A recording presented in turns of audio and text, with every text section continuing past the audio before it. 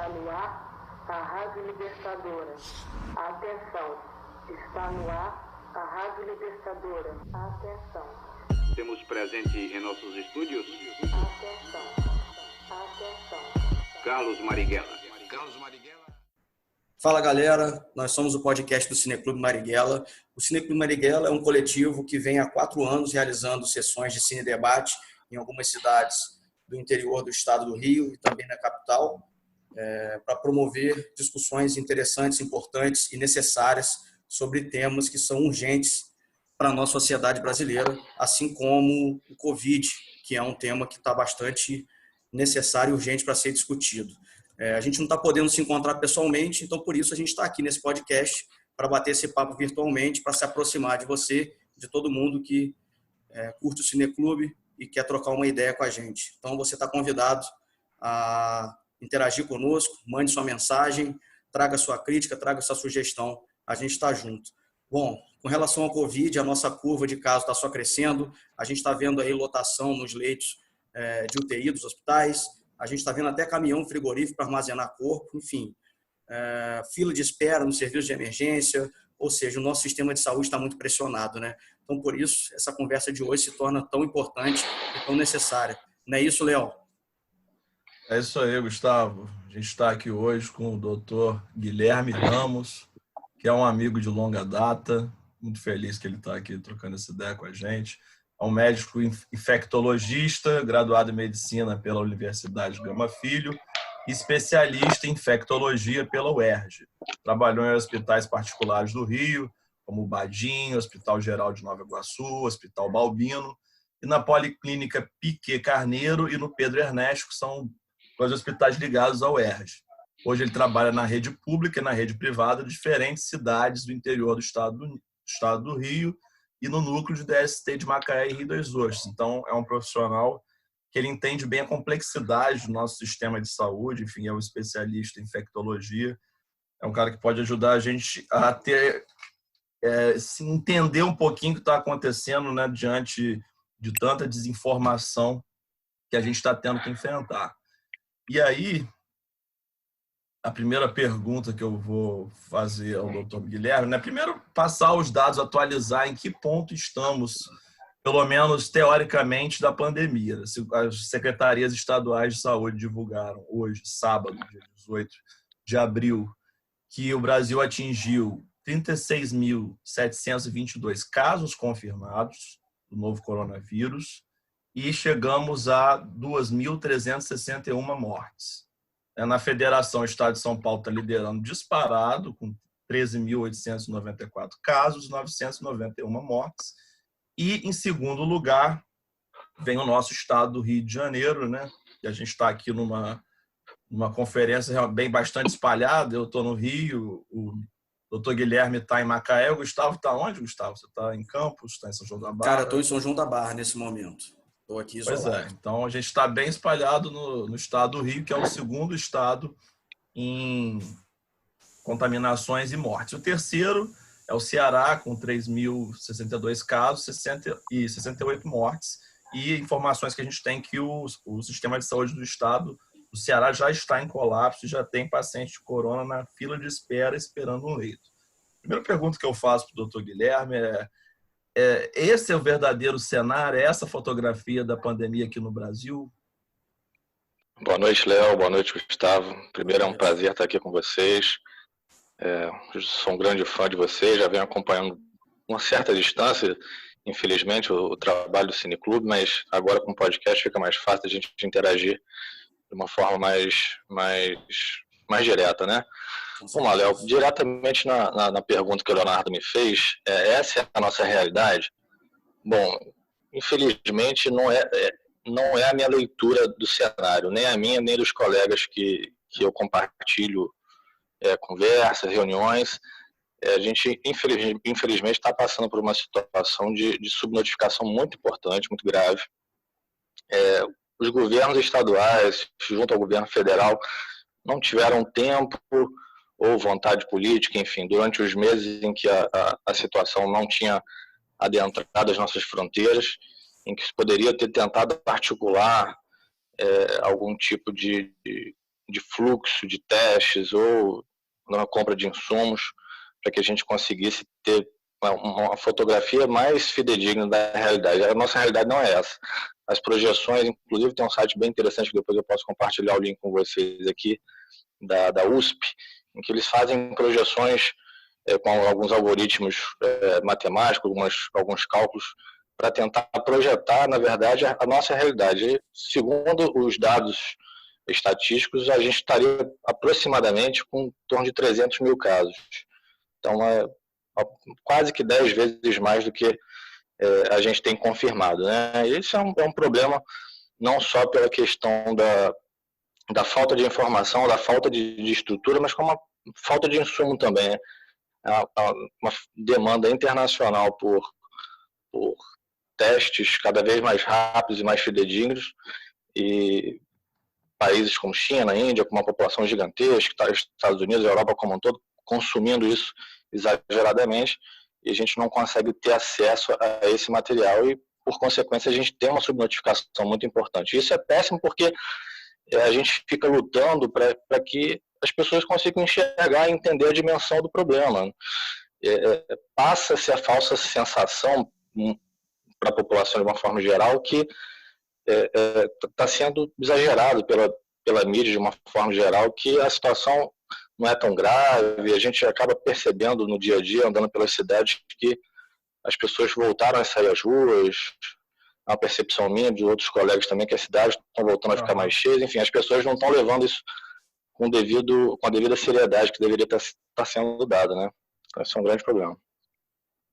E, doutor, você acha que as pessoas não estão levando com essa devida seriedade por uma questão cultural do brasileiro, de indisciplina, de não respeitar, pelo sofrimento que é o isolamento social, o sofrimento psíquico que isso causa? Ou você acha que também tem uma contribuição da comunicação confusa do governo, onde você tinha até recentemente um ministro da Saúde que pregava uma política de isolamento social baseada na ciência, enquanto o presidente da República ia na direção contrária, pressionando uma abertura e, enfim, ele mesmo indo às ruas e provocando aglomerações e tocando em pessoas.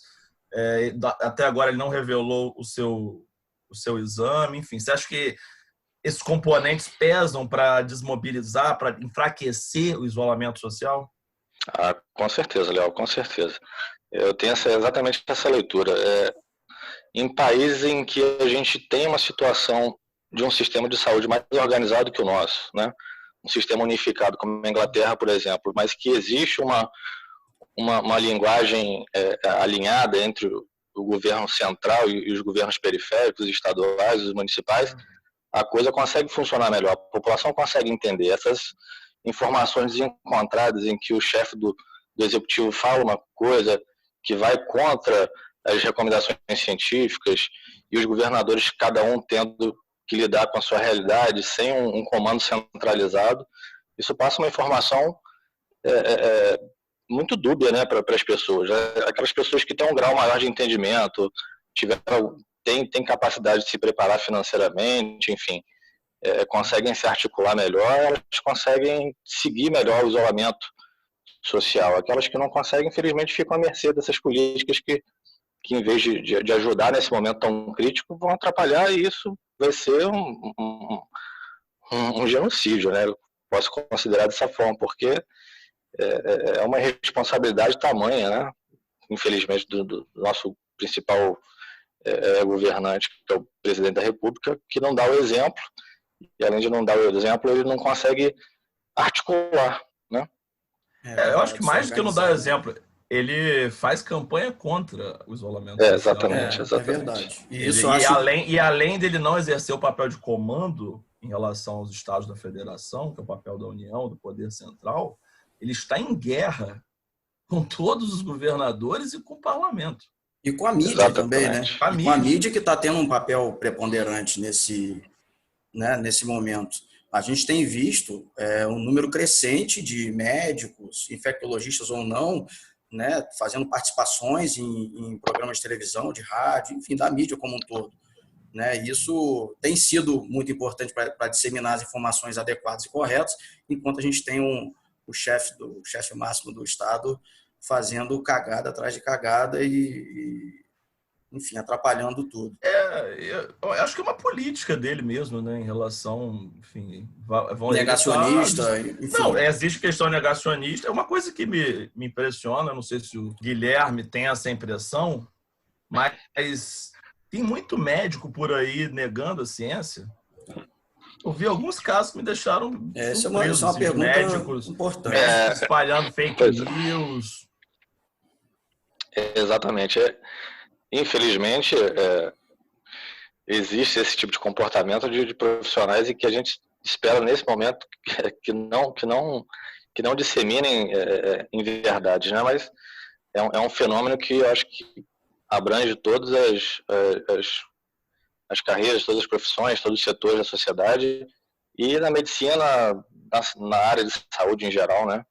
Para ser mais exato, não foge muito essa regra. Eu não, graças a Deus, eu tenho o privilégio de não lidar com pessoas diretamente nesse sentido, que tem esse tipo de opinião, mas infelizmente a gente sabe que existem, sim, e fica sabendo de um caso ou outro, de pessoas que divulgam verdades, que apoiam determinadas atitudes que não tem uma relação direta com o que seria o mais exato, o mais correto a ser feito nesse momento. Por exemplo, ser contra o isolamento social, ou achar que tem que abrandar realmente essa questão do lockdown, que o lockdown é uma besteira, enfim, que quarentenar as pessoas não é a solução. E quando, na verdade, as experiências internacionais mostram que sim, que o isolamento, o lockdown nesse importante é fundamental. A gente não tem uma ferramenta eficaz para frear a disseminação, a propagação do coronavírus tão eficaz quanto a questão do isolamento. Não existe. Mesmo que existisse vacina nesse momento, ou uma medicação altamente eficaz, coisa que não existe, mesmo que houvesse, ainda assim o isolamento seria uma ferramenta muito importante, a mais importante sem dúvida nenhuma. No momento em que é um vírus novo, desconhecido, não existe a imunização coletiva, a famosa imunidade de rebanho, em que a gente tem com outras doenças virais. Então, por ter essa característica de ser uma coisa nova, em que ninguém conhece, não existe imunidade de rebanho, nesse momento, o isolamento social, sem dúvida, é a melhor política, é o melhor tratamento, vamos dizer assim. E o mundo todo está fazendo isso. A gente vai inventar uma jabuticaba aqui e na contramão do planeta inteiro. Exatamente. O grande exemplo, estava vendo, infelizmente, acho que é um hub, né? Funciona como um pequeno laboratório para o país inteiro, é a situação de Caxias, né? Em que, do município de Duque de Caxias, aqui no estado do Rio de Janeiro, em que, por políticas do mandatário lá, do prefeito local, que incentivou o não fechamento, o não isolamento social, manteve as parques públicas funcionando plenamente. Hoje a situação do município de Caxias é lotação de 100% dos leitos de UTI e o próprio prefeito doente, internado no hospital particular, enfim. Então, acho que serve como um pequeno laboratório, né? Acho que deveria servir de exemplo para o país inteiro, que não adianta, não tem como você... O exemplo do que não se fazer. O exemplo do que não se fazer. Exatamente. Porque tem outros agravantes que são a não presença de saneamento básico, por exemplo. Enfim, são questões políticas que já poderiam, né? Enfim, tem outras questões. Tem gente que realmente está passando necessidades muito complicadas nesse momento. E o ministro Mandetta está saindo por cima da carne seca, mas ele é responsável por não ter feito esse trabalho de preparação, né? Você não acha, não, doutor? Com certeza, com certeza. Ele está saindo com uma figura do herói, né? Realmente ele teve seus pontos altos durante enquanto esteve à frente do Ministério da Saúde, mas sim, deixou isso passar. Foi, de certa forma, um despreparo nacional. O Ministério da Saúde recebeu alertas antecipados, estava inteirado da situação internacional. Hoje, o mundo globalizado do jeito que é inevitável que uma situação dessa de saúde pública de um país qualquer que está conectado à comunidade internacional, que se torna um problema de saúde internacional.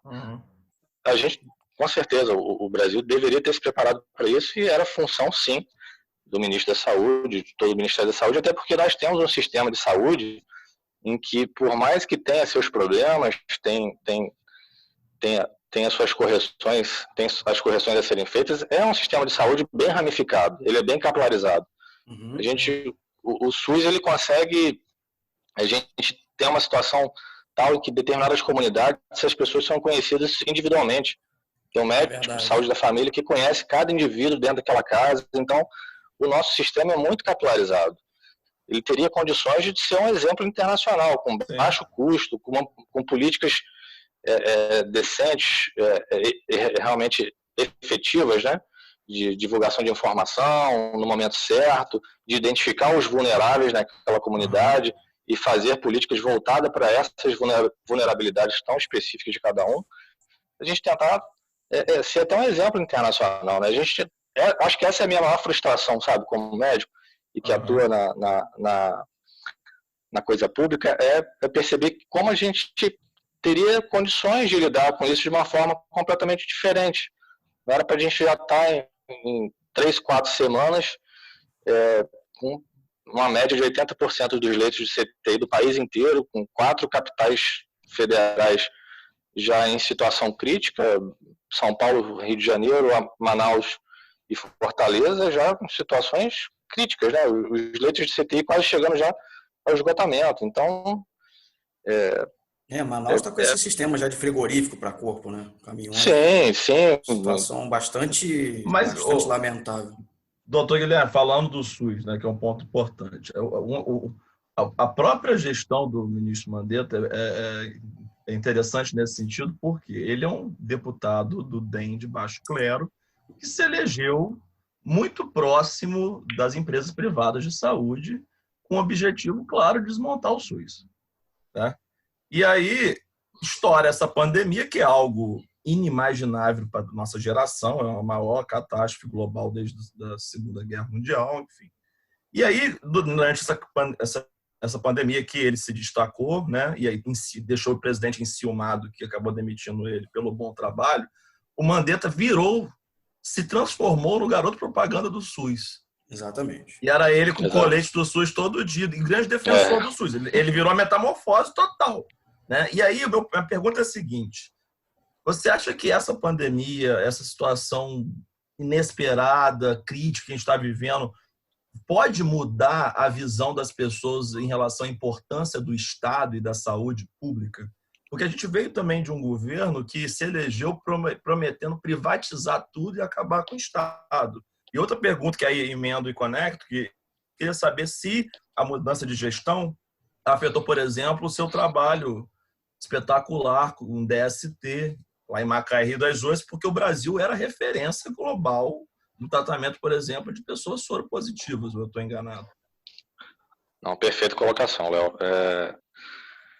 Esse governo atual, ele realmente veio com uma proposta de desmontar muita coisa. E eu lido diretamente com pessoas que são portadores do vírus HIV, e a gente nós, infectologistas, que lidamos com esse grande problema de saúde pública que não tem nem se falado muito, né?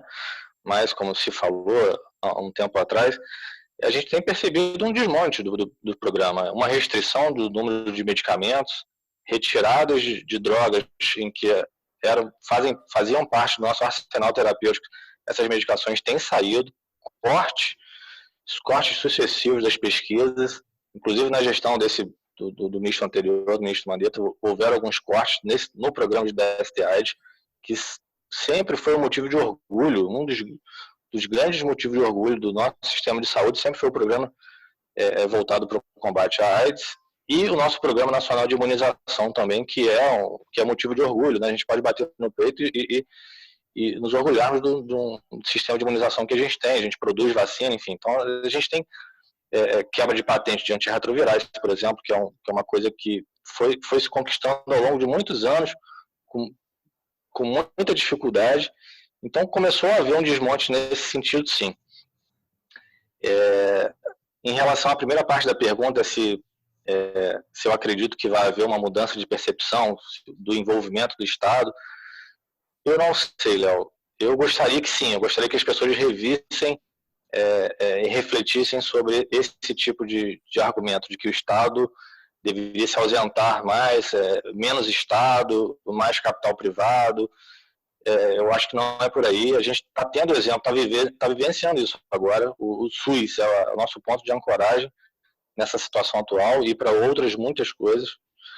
E a gente parando para refletir em alguns outros países, por exemplo, a China, em que é um Estado forte, que tem um controle, foi o país que lidou com um problema, independente, não estou querendo nem entrar no mérito se o vírus escapou de um laboratório chinês ou não, enfim, isso aí acho que é outra discussão, que não cabe no momento, mas é um país que, com a maior população do planeta, com uma diversidade social gigantesca, um país geograficamente grande, com seus desafios, ele conseguiu, foi o primeiro país a vencer, de certa forma, essa pandemia.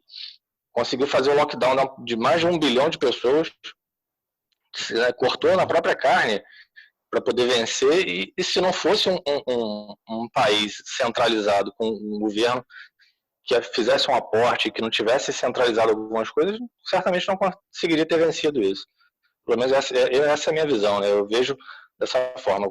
Fundamental a ação do Estado, um Estado presente, né, que consiga articular políticas decentes, que consiga ser claro e objetivo com suas políticas para conseguir implementar e passar por essa situação. Eu acho que tem tudo para que a gente saia com uma visão diferenciada, uma visão de que o Estado sim é importante e ele faz a diferença, principalmente nesses momentos.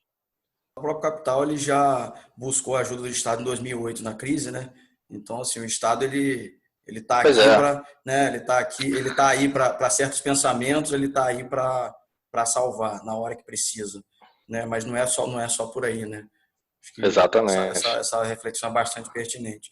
A gente tem o chefe de Estado dos Estados Unidos, independente de qualquer crítico, enfim, ou pensamento sobre ele, que está tentando implementar uma espécie de regra, né, uma espécie de cronograma de regra para começar uma leve abertura, enfim, está criando critérios para criar algum tipo de abertura. E aqui no Brasil a gente vê um chefe de Estado querendo abrir tudo e querendo, né, abrir mão do isolamento. E aí, será que fazendo esse contraponto, pegando essa referência do Trump, com esses critérios, será que seria possível a gente buscar um caminho que seja mais organizado aqui, ou melhor, agora com essa nova equipe, a gente está com um ministro novo aí, enfim, será que o Brasil vai conseguir encontrar um caminho de critério para poder se organizar melhor e sair dessa zona que está, dessa questão dúbia que a gente falou no começo? A pergunta, no caso, é o que você acha desse novo ministro também, né? Pois é uma boa pergunta, porque eu não sei se eu tenho uma resposta para essa pergunta. Eu tenho as minhas esperanças, mas dizer que eu tenho uma resposta para isso eu não tenho, porque eu não sei como é que vai ser o comportamento desse atual ministro. Confesso que era uma pessoa desconhecida para mim. Eu sei que é um cara que tem alguma relevância na medicina privada, enfim, é um empresário, um oncologista, teve sua passagem pela UERJ também, nossa querida UERJ, enfim, mas eu não conhecia o trabalho dele. E existem mensagens trocadas, ao mesmo tempo em que a gente sabe que ele manifestou em colunas para jornal, expressou a desaprovação em relação ao isolamento vertical e em apoio ao isolamento horizontal, que é o que realmente vai surtir algum tipo de efeito. Ele, ao mesmo tempo, fala em que ele está em consonância com as falas do presidente. Então, eu acho que esses próximos dias vão ser fundamentais para que a gente tenha algum tipo de noção para onde a gente vai andar. Se vai desarticular cada vez mais a situação, se nós vamos começar a ter mensagens trocadas agora entre o ministro da Saúde e as secretarias estaduais de saúde, e as secretarias vão ter que começar cada vez a ter uma autonomia maior, um pensamento próprio, e o que vai deixar a coisa cada vez mais caótica, sem um poder centralizador e orientador da figura federal do ministro da Saúde, que é muito importante nesse momento, ou se ele vai se mostrar um grande gestor e que vai conseguir alguma solução, o que eu acho mais difícil. Será que ele peita o presidente?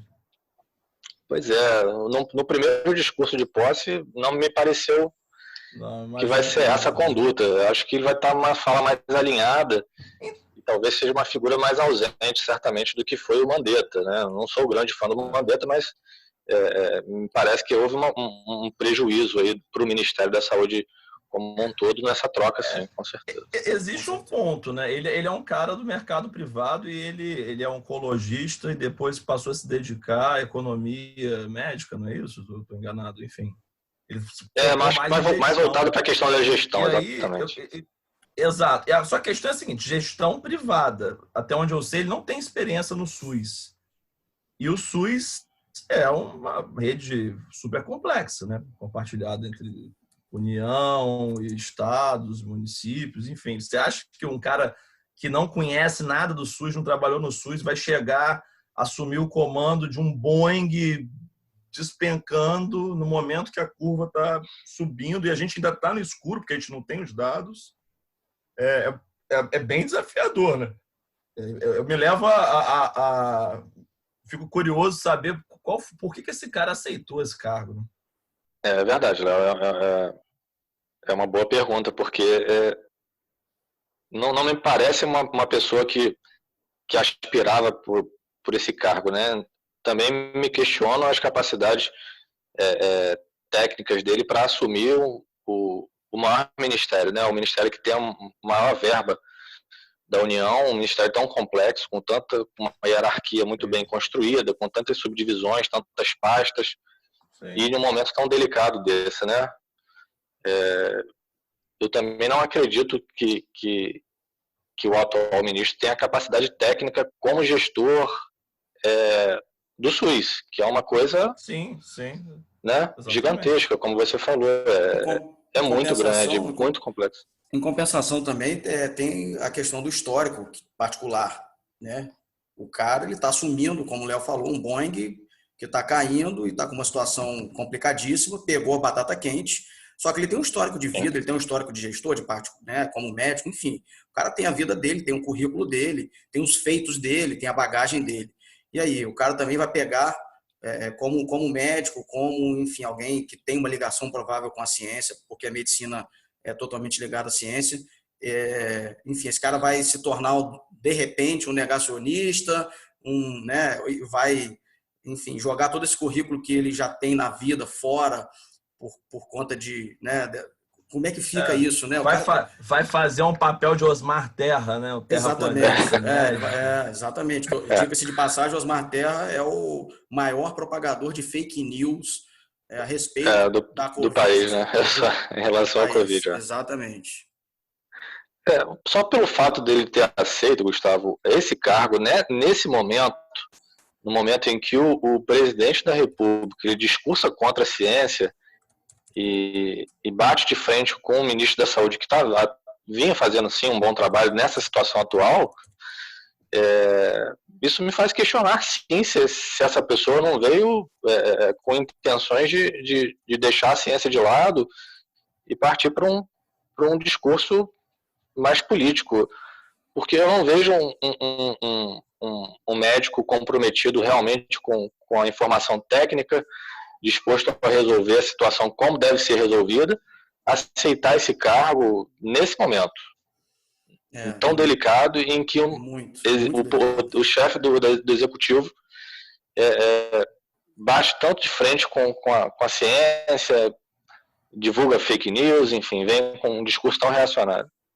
Não, hoje ele aglomerou pessoas na porta do palácio, transmitiu na live do Facebook dele um grupo de pessoas aglomeradas literalmente. E ele foi lá, abraçou, deu autógrafo, apertou mão, levantou foto de Jesus, enfim, fez tudo que tá todo mundo trancado em casa, o país inteiro, e ele está fazendo isso. E aí a minha pergunta eu quero ver quando esse ministro for questionado pela imprensa em relação ao que o Bolsonaro faz. Ele sai à rua, aglomera pessoas e abraça pessoas com uma grande suspeita dele estar contaminado, já que ele se recusa a mostrar o resultado do exame como as outras autoridades políticas que foram contaminadas mostraram. Ele se recusa. está lá agarrando pessoas, abraçando pessoas. Quando esse ministro for questionado, ele vai falar o quê como médico? Bom, Léo, é uma pergunta interessante.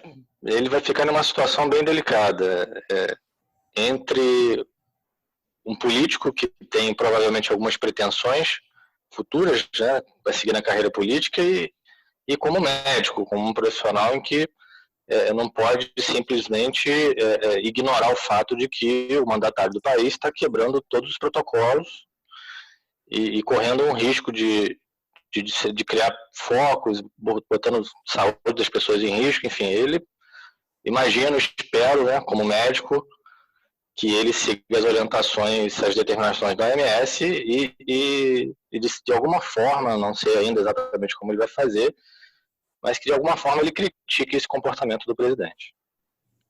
É verdade. Vamos ver, né? Os próximos dias vão trazer para a gente o panorama, né? Um cenário de como é que a coisa vai ficar. Um outro ponto que é importante a gente comentar, enfim, o presidente está aí falando sobre cancelar isolamento e as pessoas precisam trabalhar, e falando em economia. Inclusive, há especulações de que esse ministro que entrou tem uma visão muito voltada para a economia. Enfim, são especulações ainda, são coisas que as pessoas, né, a mídia está trazendo. Mas um outro fato que eu queria trazer aqui, questão da saúde mental das pessoas, né? Porque a gente está falando aí de milhões de pessoas que são trabalhadores informais, milhões de pessoas que têm, independente da carteira assinada ou não, né? Mas que têm ou não um trabalho, enfim. A saúde mental dessas pessoas com certeza vai ficar muito prejudicada a partir desse momento, né? E como lidar com isso depois, com essa cobrança, né? Ou seja, até que ponto esse papel que a gente está vendo o presidente fazendo de causar um distúrbio, né? A gente até falou disso agora há pouco, um distúrbio de comunicação e tudo isso, até que ponto também pode atrapalhar na própria saúde mental dos brasileiros, que vão ter que lidar já estão tendo que lidar e vão ter que lidar futuramente com uma cobrança ainda maior, né? Gustavo, isso é um tópico muito importante. E me preocupa muito o comportamento e as falas do presidente, não só pela questão do aumento do número de infectados e, por consequência, o número de mortes, mas adotando esse tipo de postura, esse tipo de política, incentivando a quebra do isolamento social, que é tão importante nesse momento, fundamental, ele além de expor as pessoas a um risco aumentado de adoecer e de morrer, ele estende a crise, né? Essa crise vai perdurar por mais tempo. Países em que conseguiram adotar de forma efetiva, a França, por exemplo, as pessoas, para poder sair em casa para ir no supermercado, tinham que sair com um papelzinho preenchido, dizendo ia sair para quê, fazer o quê, tinha que ir no supermercado mais próximo da casa, passava por algumas barreiras policiais. Países que estão levando isso realmente a sério, as pessoas entenderam a gravidade da situação, vão ter uma retração brutal do PIB, e eram economias que estavam caminhando um pouquinho mais que a nossa, estavam com um crescimento um pouco maior, um mercado um pouco mais aquecido. Eu fico me perguntando como é que vai ser a reação aqui, né? Um país que já estava patinando há alguns anos, lutando contra os seus próprios fantasmas, vários gargalos de infraestrutura, enfim, coisas que vêm retardando o nosso crescimento. E a gente lida com uma situação dessa. O nosso PIB já tem uma previsão do FMI de uma retração de em torno de 5% a 9%. Então é uma coisa sem precedente. Nosso PIB vai voltar a patamar de 10 anos atrás, 9 anos atrás. Então, a gente vai viver uma crise, que a nossa geração não imaginou viver. É algo sem precedentes. Exatamente. Anos. Olha, eu dou aula, eu fui dar uma aula EAD essa semana, tinha 6 alunos na sala de aula online, 5 tinham sido demitidos no corona, agora. Exato. E aí, eu não fugi da pergunta do Gustavo, né? Mas o impacto na saúde mental das pessoas é uma coisa sem precedentes, realmente. Sim. Porque foi o que a gente viu, foi o que a humanidade viu pós-29, pós-Grande Depressão. Sim. Suicídios, índice de depressão altíssimo, pessoas que perderam tudo, chefe de família que tem que botar comida dentro de casa, não tem como sair, porque está tudo parado. E é um problema que a gente não tem como atender essa demanda nesse momento inicial, porque a gente está vivendo numa situação de lockdown. As unidades de saúde que não estão lidando diretamente com o atendimento dos pacientes com coronavírus estão super restritas. Então, o coronavírus ele mata diretamente e vai matar indiretamente. Exatamente. Esses leitos de CTI que estão sendo ocupados pelos pacientes com síndrome respiratória aguda grave, eles estão matando as pessoas, né? As pessoas estão morrendo por coronavírus internadas no CTI e pessoas que não conseguem chegar ao CTI com descompensação cardíaca, outras tantas descompensações. Então, é a mortalidade, a letalidade direta do vírus, mas existe um aumento da mortalidade indireta, né?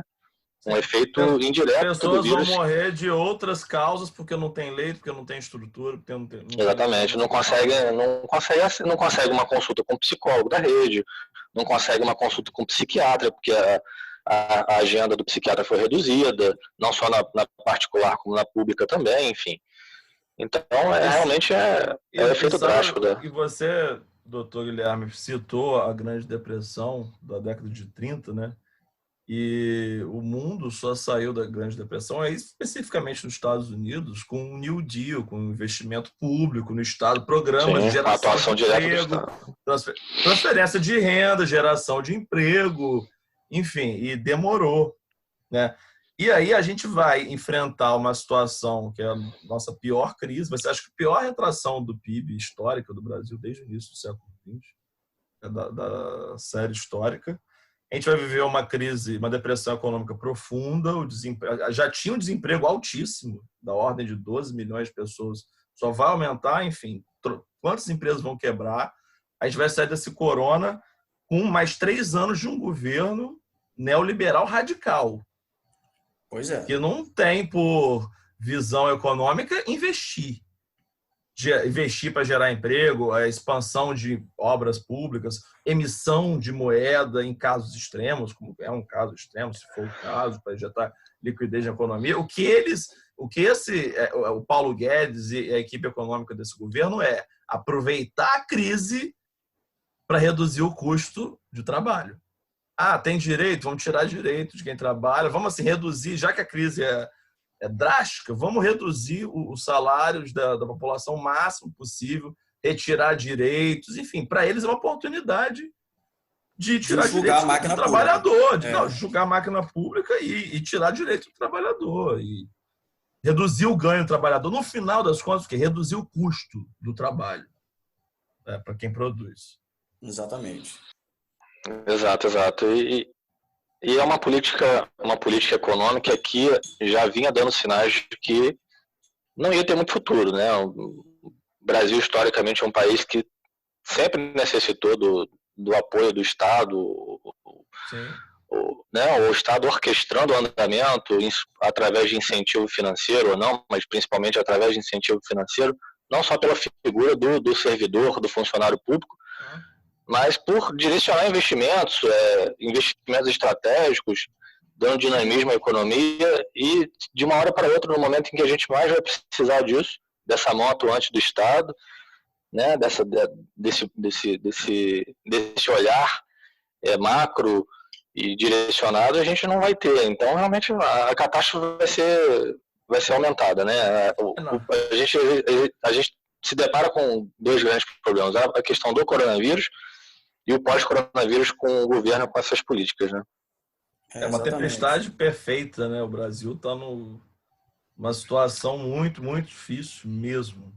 Vale ressaltar, Léo e Guilherme, que se dependesse desse governo com essa gestão, a ajuda financeira para quem está precisando ia ser mínima, né? Se não fossem os partidos de esquerda, os movimentos sociais, né, as iniciativas de luta, de resistência, que brigassem para tentar, que estão brigando, na verdade, desde o início, para tentar trazer um pouco mais de alento para a população vulnerável, essa gestão não ia fornecer praticamente nada. Ainda ia continuar tirando direito. Mais do que dar alento, para não deixar as pessoas morrendo de fome. Exatamente. Enquanto bem mais embaixo. Exatamente. Enquanto o governante fala que as pessoas têm que voltar para trabalhar para não morrer de fome e corta o isolamento. Vamos recapitular. Antes do governo propor R$200 de ajuda, o governo propôs A primeira resposta da equipe econômica à pandemia foi a ladainha de reforma. Sim. Vamos fazer reformas para atrair investimento. Exatamente. Que investimento? O mundo inteiro fechado, trancado, tudo parado.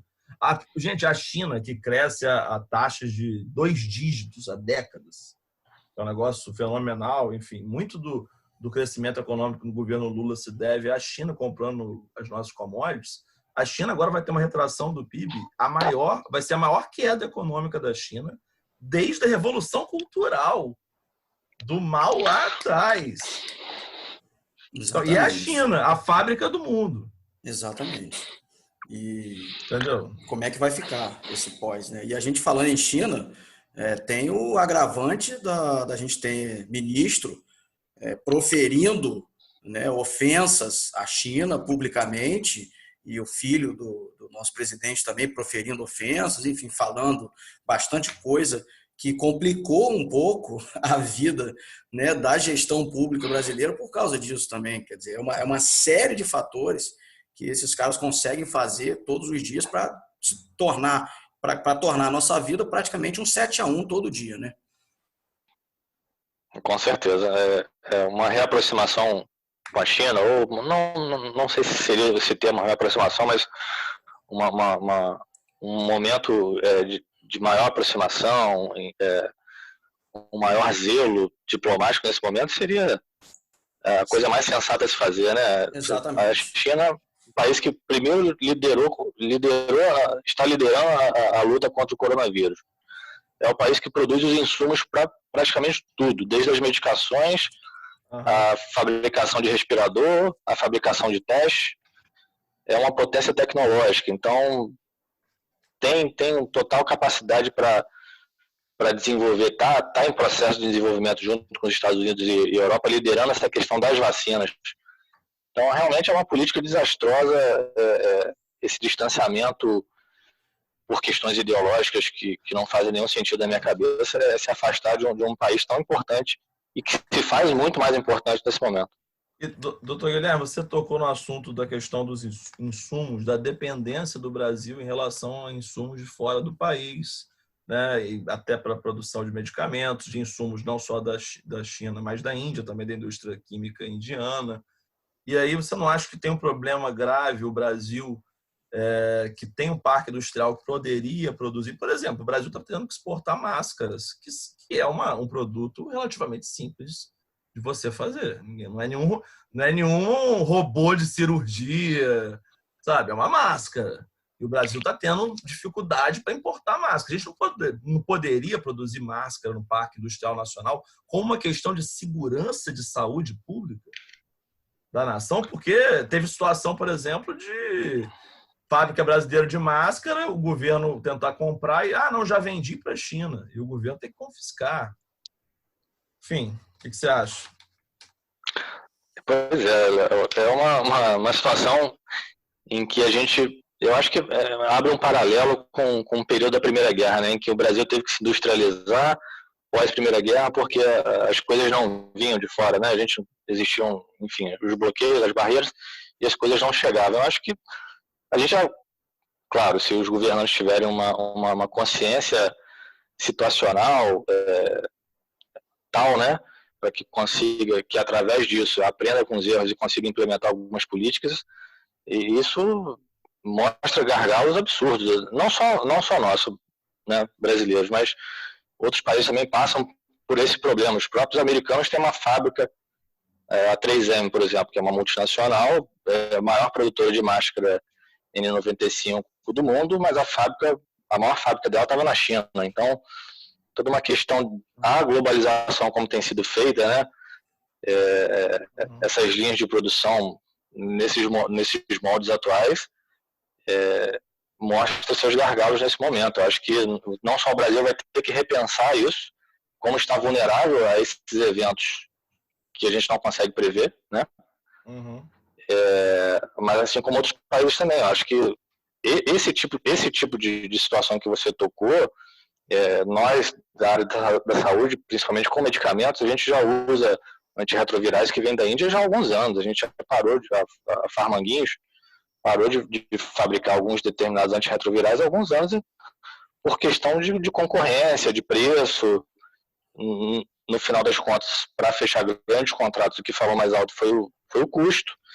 Então, em detrimento da produção nacional, deu-se preferência por matéria-prima importada, única e exclusivamente por questão de preço. Os testes rápidos que a gente usa para hepatite, sífilis, teste rápido para HIV também, eles vêm todos da Ásia. Tem alguns de fabricação nacional de excelente qualidade, que nós temos capacidade técnica, sim, de fazer, mas falta política. Sim. Política de incentivo, né? É isso, no final das contas, são decisões políticas que nesses momentos, a gente consegue enxergar com mais clareza quão maléfica né? Para a população. Exatamente, em geral. Quão maléfica e quão importante elas são, né? Sim. E os militares que estão no governo, que já foram desenvolvimentistas, tiveram projeto de alguma autonomia geopolítica, desenvolvimento nacional, hoje são entreguistas, né? Que, enfim, infelizmente não estão preocupados com o desenvolvimento da nação. Os generais atuais, acho que os generais, os pensadores, carecem dessa visão estratégica que alguma vez eles tiveram, né? A sensação que a gente tem é essa. É verdade. A sensação de decadência das Forças Armadas, né? Sim, do núcleo pensante, né? Infelizmente, a gente tem que começar a se despedir. Está chegando na hora do nosso final. Uma hora a gente tem que acabar, né? Se deixar, a gente vai ficar aqui conversando eternamente. E aí o podcast vai ficar gigante. É muito assunto, realmente. A gente está aqui tratando de um momento extremamente delicado. Daqui a pouco o doutor Guilherme volta para falar de novo, porque exatamente. O Covid ainda vai render muito na nossa vida. Com certeza. Certamente. Eu acho Estarei aqui, senhora. O que fica nesse momento agora, além do nosso muito obrigado também, é um convite para a gente marcar uma próxima edição, porque esse papo é um papo muito importante. A gente precisa trazer essas informações e nada melhor do que ter um respaldo técnico de alguém que está na linha de frente. Então, antes de mais nada, também passar os nossos aplausos também, não só para você, como para todos os trabalhadores da área da saúde que realmente estão enfrentando, né, essa pandemia com a cara e com a coragem, enfim, com tudo que tem, se arriscando. Então, acho que de antemão quero aqui deixar meu muito obrigado para você e para todo mundo que está na área da saúde aí nessa linha de frente, porque se não fossem vocês, acho que a gente estaria realmente num fracasso. Vocês é que estão segurando realmente essa peteca aí. Meus amigos, eu que agradeço a oportunidade de estar conversando em alto nível sobre assuntos diversos, né? A gente transita entre vários assuntos e com qualidade, com alto nível, com informações que a gente respalda, tem certeza do que está falando, enfim. Eu que agradeço o canal aqui, a oportunidade de expressar, de trazer informações e de debater a nossa realidade, né? Infelizmente, o momento esse, a gente está passando por uma situação muito difícil, uma situação ímpar, nossa geração nunca viu, provavelmente nunca vai ver novamente isso. Eu espero, né, que a gente consiga passar por isso e não veja uma situação dessa novamente, pelo menos daqui a um século e meio, que geralmente é o que a gente vê as grandes pandemias, mas eu fico muito satisfeito em poder contribuir para o podcast do Cineclube e espero sim estar em edições futuras aqui para que a gente consiga continuar trocando ideia. Com certeza. Aproveitando, você quer dar alguma dica de cinema para quem está em casa, entediado, um filme que você goste, já que a gente está no Cineclube? Acho que aproveitando a situação do isolamento social, é importante a gente trabalhar a cabeça, como a gente estava comentando lá atrás, na conversa. Existe um filme que é bem propício para a situação, que é o Contágio, de 2011, com Matt Damon, que é um filme que ele, quase há 10 anos, de 2011, estamos em 2020, 9 anos atrás, ele descreve uma situação muito parecida com essa que a gente está vivendo, um paciente que aparece com um quadro respiratório oriundo da China e começa a disseminar um surto que se transforma rapidamente numa epidemia e depois vira uma pandemia. É o que a gente está vivendo agora. Não sei se é uma indicação mais adequada para trabalhar a cabeça nesse momento, mas é bem a nossa realidade. Trazer um pouco de lucidez. Exatamente. eu acho que vai ter um toque de realidade. Acho que vai passar alguma mensagem nesse sentido, de que esse tipo de situação que a gente está vivendo agora, apesar de não esperarmos viver a comunidade médica como um todo, já esperava, né, que esse tipo de coisa fosse acontecer. Isso vai continuar acontecendo, seja com uma frequência maior ou menor. Esse tipo de situação que a gente está vivendo vai continuar acontecendo. Então, acho que ilustra um pouco isso. Um filme de 9, 10 anos atrás, com um roteiro de 10, 11, 12 anos atrás, em que quase que profetiza esse momento. Maravilha, eu vou assistir agora. Isso aí. É bom, vocês vão gostar. Inclusive, a gente vai colocar, vamos colocar aqui de antemão, a gente vai colocar essa dica de maneira separada, né? Fazer uma postagem sobre ela nas nossas redes. Para quem ainda não teve oportunidade de nos visitar na internet, a gente tem o nosso site, cineclubemarighella.com.br. O nosso podcast está disponível na sua plataforma preferida, no Spotify ou qualquer outro que você quiser. E, por favor, visite as nossas redes sociais, o Instagram Cineclube Marighella, o Facebook Cineclube Marighella, e a gente vai colocar a dica do nosso amigo Guilherme Ramos, do filme Contágio, numa postagem especial. E, mais uma vez, agradecer a nossa audiência e paciência até o momento. Desejar que todo mundo fique bem, fique em casa e torcer para a gente conseguir passar. Fique em casa, principalmente, para a gente conseguir. Não ouça o presidente, fique em casa para a gente conseguir passar da melhor maneira possível. Acho que essa é a maior mensagem. Não ouça o presidente, né? É isso aí, fique em casa. Tá certo, galera? Valeu. Cineclube Marighella agradece. Valeu.